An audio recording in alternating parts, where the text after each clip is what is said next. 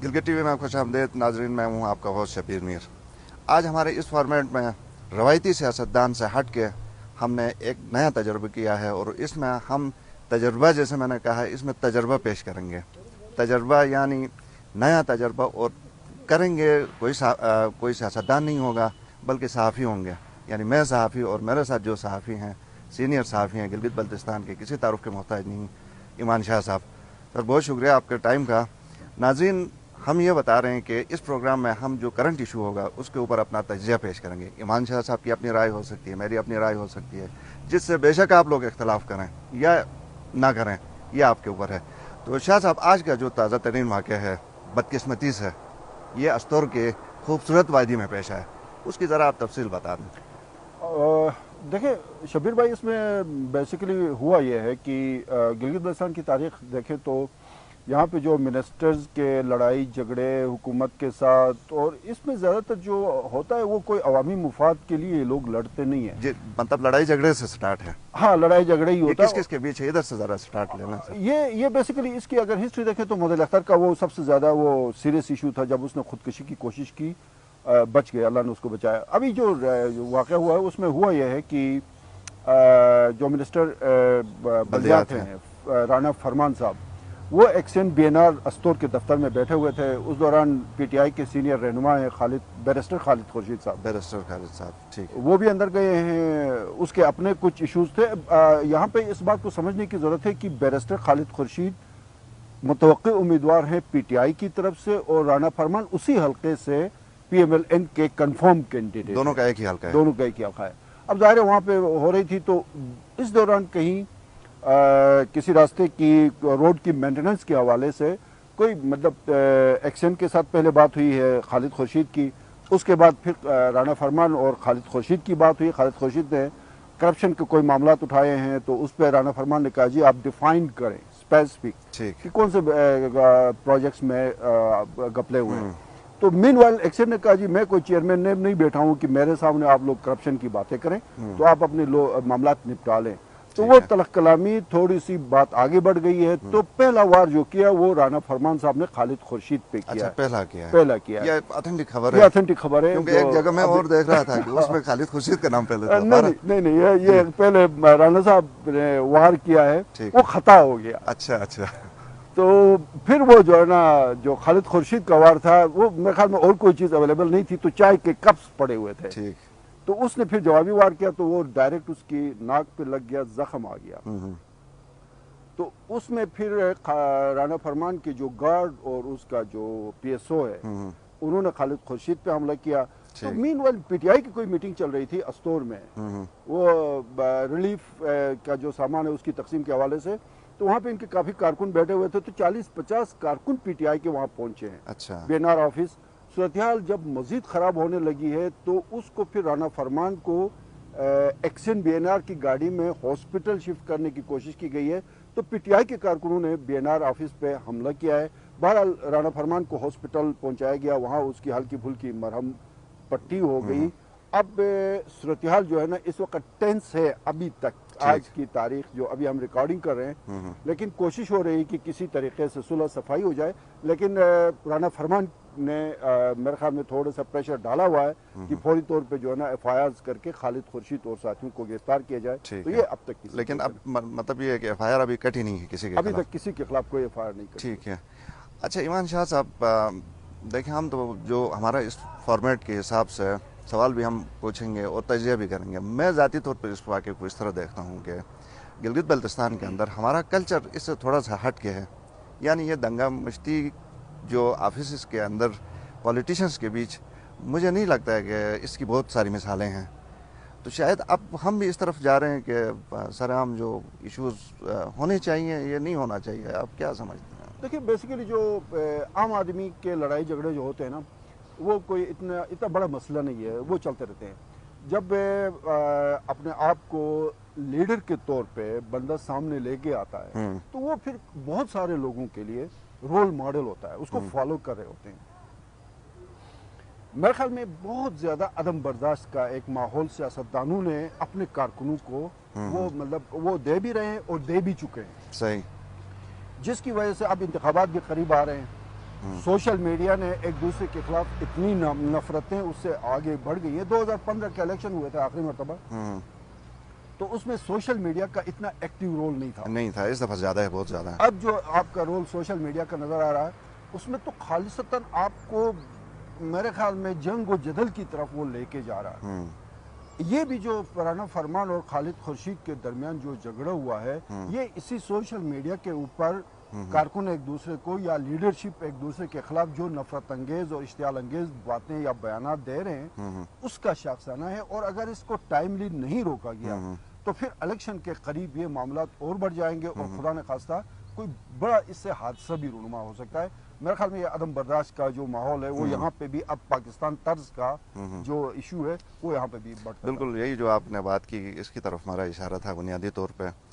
अब अगर गिलगित बल्तिस्तान में ऐसी मिसालें कम हैं कि आम लड़ाई झगड़े तो ठीक है अपनी जगह, लेकिन अगर सियासतदान जो कि रोल मॉडल हैं जिनको हम फॉलो करते हैं और फिर हम फ़ख्र भी करते हैं कि जी हमारी इतनी फॉलोइंग है, तो अगर हम ये फॉलोइंग को लेके ऐसी मिसाल सेट करें तो मेरे ख्याल में फिर हालात मतलब बदमज़गी की तरफ जाएंगे।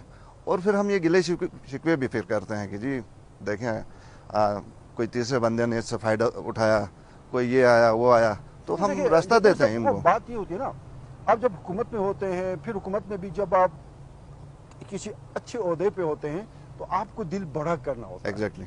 अपोजिशन ज़ाहिर प्रेशर में है, अपोजिशन हमेशा प्रेशर में रहती है। अपोजिशन के ऊपर उसके पास तो कोई ओहदे नहीं होते हैं, उनकी कोशिश होती है कि बयानात दे दें, मीडिया को इस्तेमाल करें, पब्लिक में जाएं। आप हुकूमत के वज़रा को जो है ना बहुत ज़्यादा पेशेंस का मुजाहरा करना चाहिए। वो मतलब थोड़ा सा जो है ना वो बड़ा दिल, मेरे ख्याल में राना साहब अगर थोड़ा सा पेशेंस का मुजाहरा करते तो ना उनके नाक पे जो है ना जख्म आने का वो एक मतलब कोई अच्छी बात तो नहीं है कि वो पट्टी लगा के बाहर आ जाए, कोई कमाल की बात तो नहीं है। अगर थोड़े से पेशेंस बर्दाश्त कर लेते तो मेरे ख्याल में छोटी सी बात थी। वो कहते अगर वो खालिद खुर्शीद करप्शन का मामला उठाता है तो राना साहब कहता जी कि मैंने अगर कोई करप्शन की है या कहीं पे करप्शन हो रही तो इदारे मौजूद हैं, वो तहकीकात करें, बात आगे। मेरे ख्याल में ये मेरा मौक़िफ़ है कि थोड़ा सा मीज़ान अल्ट्रा रिच, हर प्याली दिल वाली। आपसे वैसे मैं भी इत्तफाक करता हूँ इस पर। अब राना फरमान जैसा आपने भी कहा कि हुकूमत में है तो हुकूमत वालों का ये फ़र्ज बनता है कि ये दिल बड़ा रखें। ज़ाहिर है वो जो अपोजिशन है उसने तो पॉलिटिक्स खेलनी है, उसको तो किसी तरह इशू बनाना है।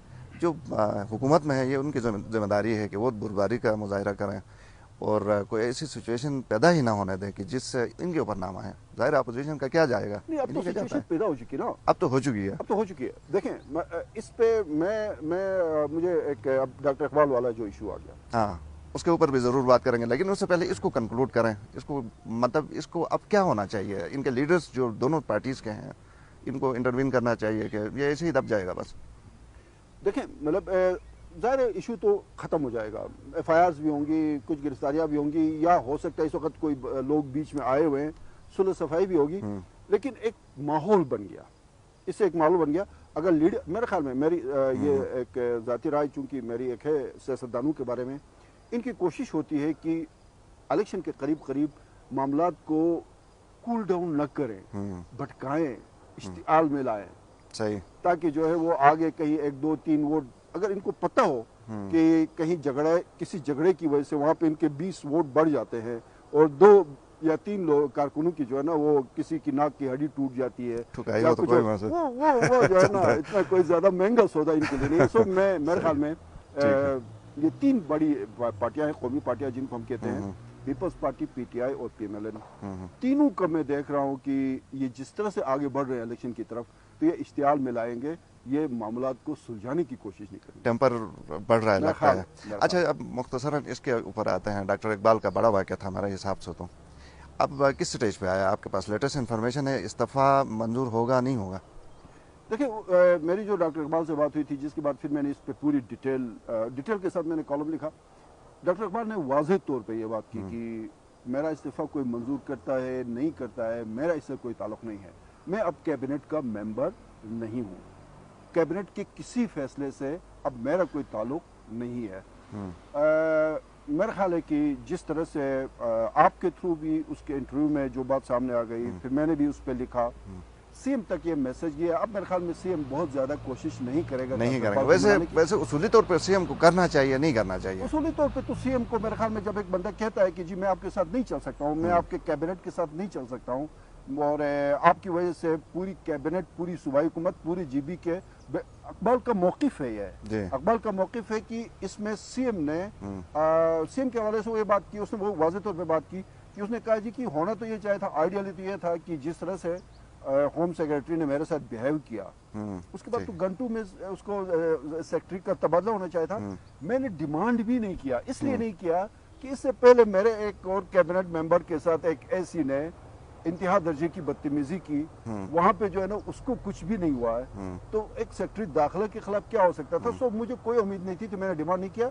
मेरे पास टोटल यही बात थी कि मैं अपने एज ए कैबिनेट मेंबर मैं स्टेप डाउन करूं, मैंने कर दिया।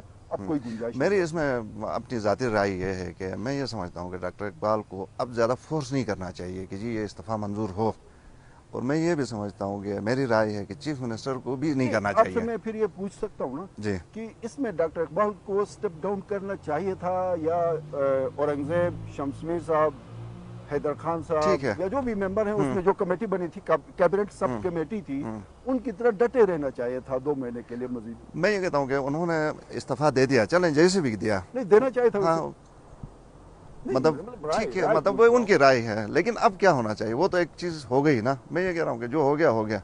अब मैं ये समझता हूँ कि जो चीफ मिनिस्टर हैं, जैसे हमने कहा कि दिल बड़ा, अब इनको करना चाहिए।